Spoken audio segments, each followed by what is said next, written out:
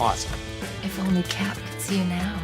Hilarious. The Marvel Cinematic Universe has a lot of themes going on in it from day one until now, and one of those themes is that of mentoring and raising up the next generation of heroes or helping another character realize their true heroic potential. But at times, if you really look at it, the sidekicks or trainees are the ones who are actually a bit stronger, faster, or straight up better than the ones who are teaching them.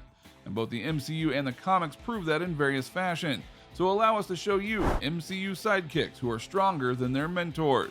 Be sure to like the video and subscribe to the channel. Number 7, Spider-Man.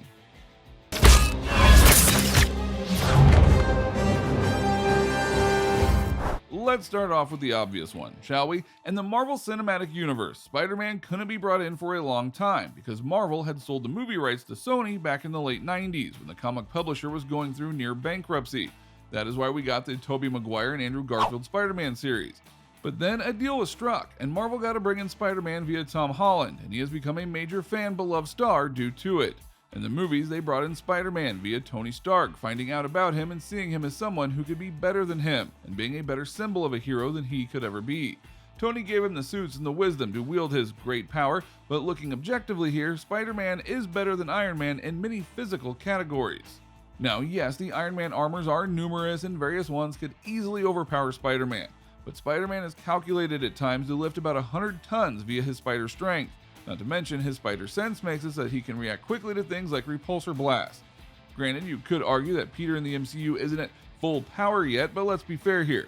In the comics, Spider-Man never needed Tony Stark's help. He did everything on his own more times than not. So yeah, he's stronger than Iron Man. Number 6, War Machine. This one will cause some controversy, we're sure, but we absolutely stand by this pick. James Rhodey Rhodes is and was the best friend to Tony Stark, and even in the first movie, he noted that Tony was his great mentor. Rhodey was there for him throughout the first movie, and in the second movie, he wasn't afraid to take matters into his own hands to straighten Tony out and suit up for himself. But is War Machine honestly better than Iron Man? Yes, in many ways.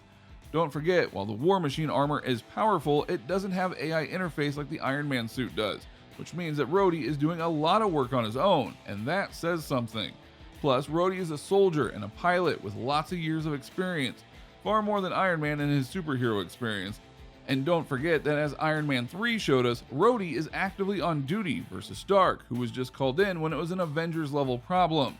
So you could argue that while War Machine's weapons are a bit more basic due to them all being guns of some kind, he is still stronger than Stark in other areas like true fighting ability, tactical awareness, and more. He just never got the credit he deserved because Stark is, well, Tony Stark. Number 5, Winter Soldier. Tell me about the shooter. He's fast, strong. Not an alarm. Here's one that is much easier to justify, as many would happily note. The death of Bucky Barnes is one of the most important moments in Steve Rogers' life because he failed to keep his best friend and partner alive, and yet he survived frozen in ice. Now, of course, whether it was the MCU or the comics, Bucky absolutely survived thanks to various experiments due to him by Russians, Hydra, and more depending on the timeline and continuity.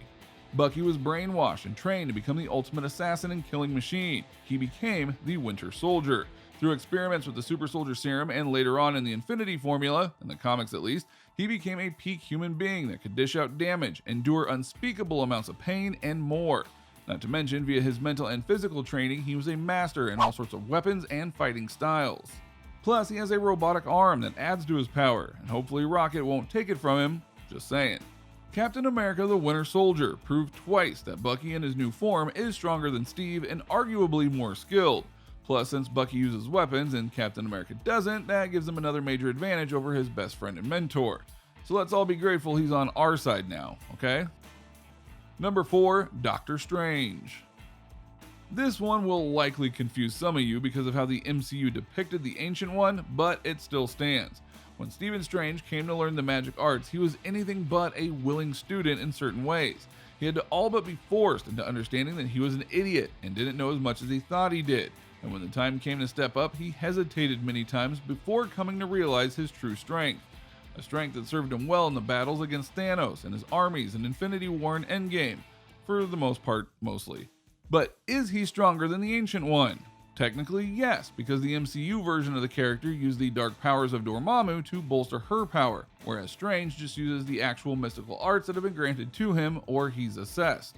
Sure, we've never gotten to see these two scrap, but take a look at how far he grew from his first movie, and then do Infinity War and Endgame, and you'll see lots of changes and see how many more spells he learned. And while he hasn't admitted it yet, he is the Sorcerer Supreme. Number 3, Rocket.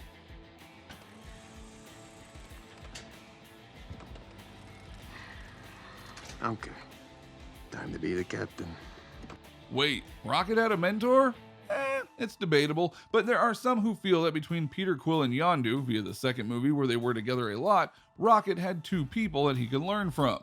Recall that Rocket was just a multi-time criminal who lived for getting bounties and getting out of prison alongside his partner in Groot. But then, when Quill and Yondu came along, they taught him that there was joy in being in a team setting and having people that you could honestly count on. Quill helped temper Rocket's hate, while Yondu showed him that the pain you feel doesn't make you right in projecting it onto others. By the end of Guardians of the Galaxy Volume 2, Rocket had earned his true spot on the team and even helped Yondu get the burial that he deserved. But is he stronger than both of them? Yeah, he was genetically created or modified to be a genius in various ways, including a weapons and explosives expert, which he's proven multiple times via the things that he's made, plus he's taken hits that a regular raccoon wouldn't survive. And that just shows how tough he is.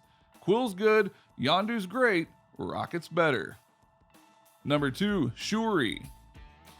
This corset is really uncomfortable.